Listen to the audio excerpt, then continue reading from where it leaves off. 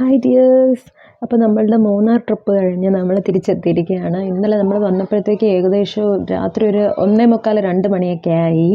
അപ്പോൾ നമ്മൾ അവിടെ ചെന്നപ്പോഴത്തേക്കും ടീ ഫാക്ടറിയിലും പോയായിരുന്നു, ചോക്ലേറ്റ് ഫാക്ടറിയിലൊക്കെ പോയായിരുന്നേ.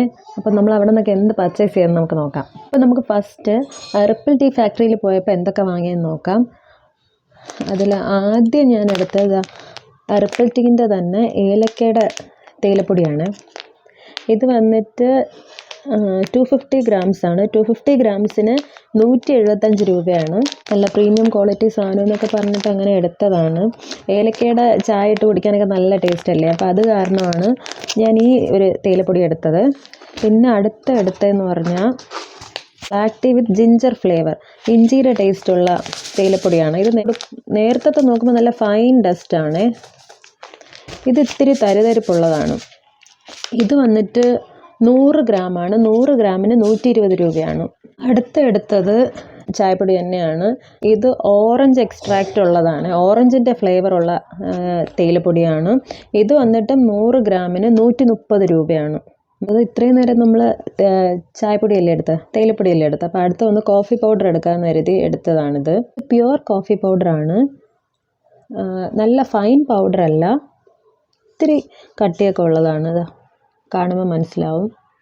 ഹസ്ബൻഡിനും പൊതുവെ കോഫിയാണ് ഇഷ്ടം.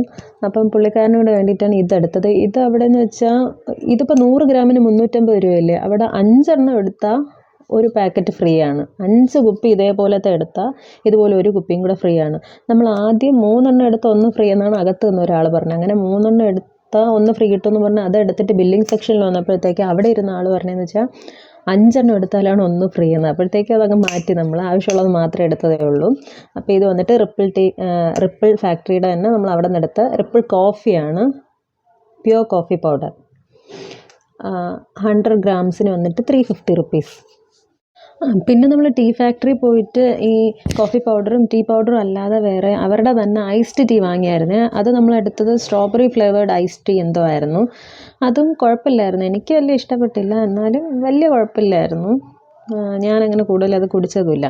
അപ്പോൾ നമ്മൾ റിപ്പിൾ ടീ ഫാക്ടറിയിൽ ചെന്നിട്ട് ഫസ്റ്റ് അവരുടെ തന്നെ ഈ പ്രോസസ്സിങ് യൂണിറ്റ് എല്ലാം കാണിച്ചു തന്നു. പിന്നെ അതിൻ്റെ ഓരോ പ്രോസസ്സെല്ലാം നമുക്ക് എക്സ്പ്ലെയിൻ ചെയ്ത് തന്നായിരുന്നേ.